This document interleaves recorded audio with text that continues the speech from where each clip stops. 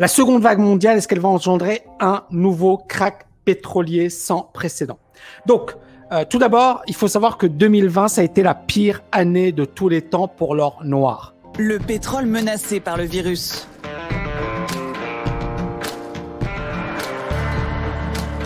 Les cuves débordent. Le prix du baril s'effondre. On a perdu beaucoup d'argent et on en perd encore tous les jours. Le brut inonde le marché. La guerre commerciale fait rage. Il y a une overdose de pétrole en ce moment. Je ne sais pas si vous vous en rappelez, mais le pétrole, ici, on était au mois de mars, d'accord, de l'année, de cette année, hein. C'était pas l'année dernière, c'était cette année qui est quand même assez incroyable. Donc, mois de mars de cette année, on était là, d'accord? Et je ne sais pas si vous en rappelez, c'était à ce moment-là bien précis, je vous avais dit, ça pue. Et si ça casse ce niveau, ça risque effectivement de faire très mal. Et ben, le pétrole, on est dans une tendance baissière, super baissière. Mais le pétrole, ça, c'est vraiment intéressant. Je vais vous prendre un graphe long terme. Comme ça va vous permettre d'avoir une idée de où on se situe sur le pétrole. Parce que là, c'est vraiment clé ce qui va se passer. Le pétrole, vous voyez ici, en 2016, on a eu un point bas sur les 27 $. D'accord, là, ça s'était effondré. Il y a beaucoup de hedge funds d'ailleurs qui ont perdu énormément d'argent durant cette phase. Puis on a eu cette phase de reprise sur les 86 $. Et là, vous voyez le pétrole qui baisse. Et vous voyez ici une grosse zone de support. C'est un graphique mensuel, hein. C'est-à-dire que c'est du très long terme, hein. Et on voit bien que si on casse cette zone de support, qu'est-ce qui va se passer? Ça va faire mal. On en revient à ce que je disais sur les indices.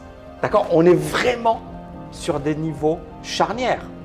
Et ce niveau de support, il a été touché voilà, en 2017. On a un autre petit support par là. Mais voilà, ce niveau, il a été touché en 2018, décembre 2018. Et on voit bien, c'est une grosse zone de support. C'est le niveau des 50 $, hein, tout simplement. C'est 50 $. Et en dessous de 50 $, ben on a 26 $ quoi, sur le pétrole. Est-ce que ça va arriver? Ben, si c'est la cata économique sur un plan mondial, c'est pas impossible.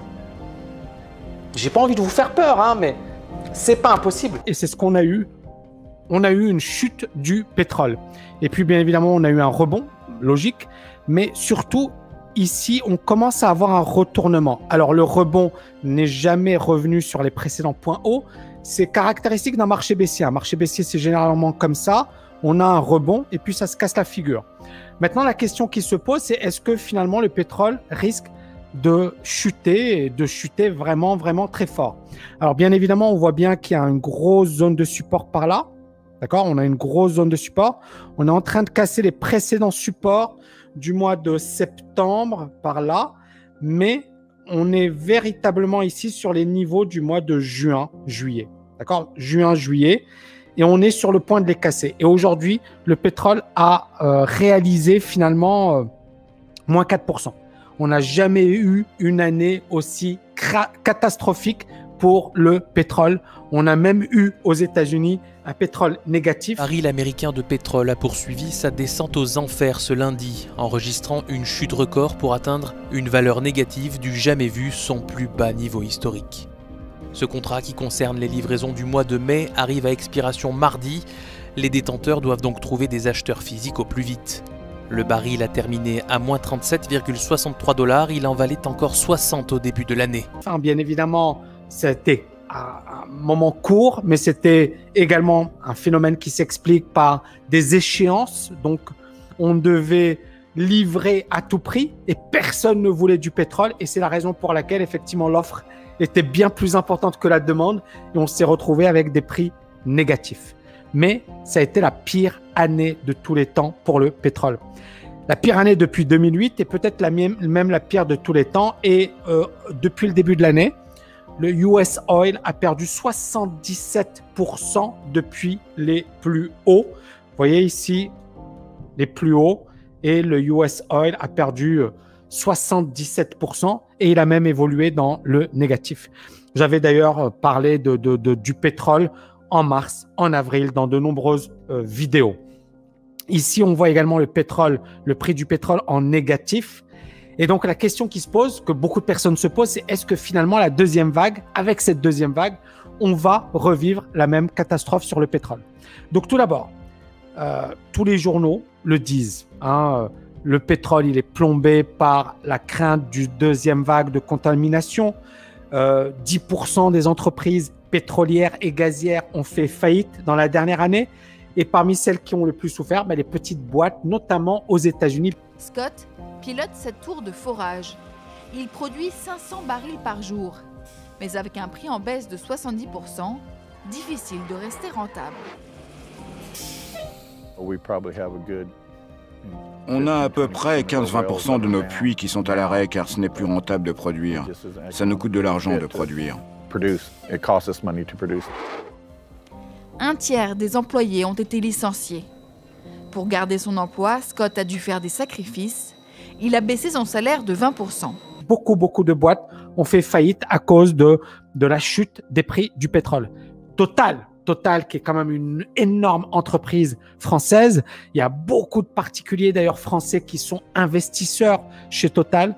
Eh bien, Total va diminuer sa production de pétrole pour la première fois depuis un siècle. C'est énorme. C'est un truc qui n'a jamais été fait auparavant. Et Total va investir 2 milliards de dollars par an dans l'éolien et le solaire. Zéro pétrole. Total reconvertit la raffinerie de Grand Puy.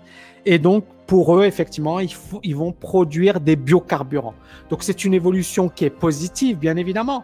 Mais ça ne veut pas dire que Total va redevenir profitable. Dans le monde du pétrole, c'est un événement. En juin 2020, la compagnie BP a annoncé 10 000 suppressions d'emplois et entre 13 et 17 milliards de dollars de dépréciation dans ses actifs.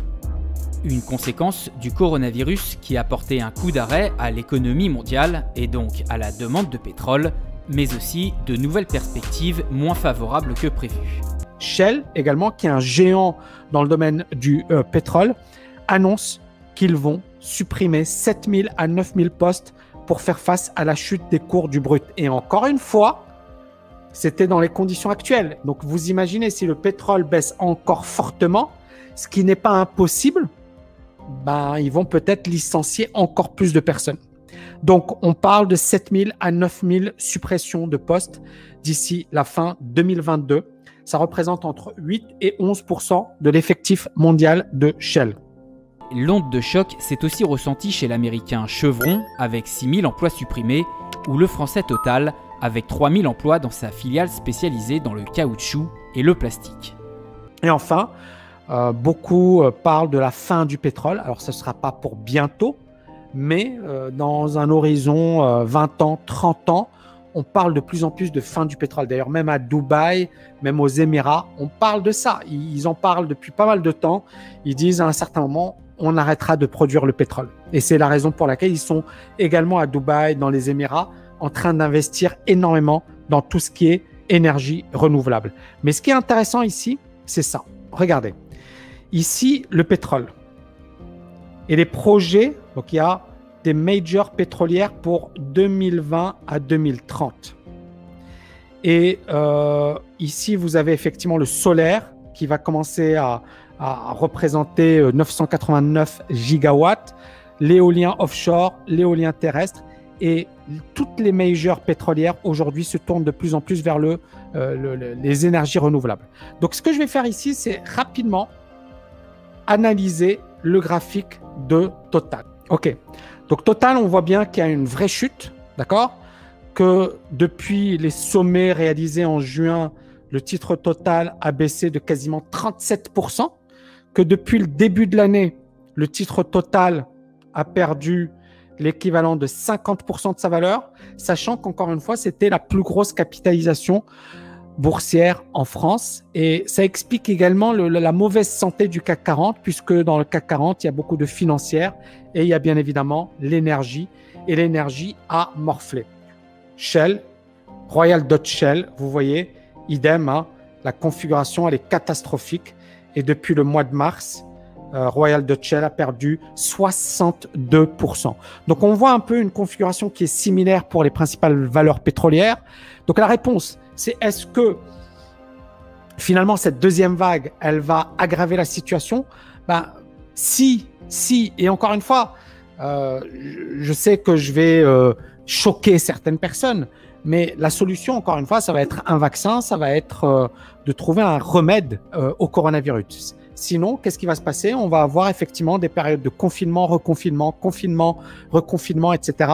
On va être dans la totale incertitude, sachant que même si on trouve un remède rapidement, ça ne veut pas dire que c'est la solution miracle, parce que il va falloir voir s'il y a des effets secondaires, qu'est-ce que ça donne, est-ce que les gens réagissent bien, etc. Donc, ça ne sera pas une solution miracle, attention, mais beaucoup le disent, la solution, ça va être de trouver un remède. Sinon, on risque effectivement d'avoir une situation qui dure pendant quelques mois et peut-être même quelques années.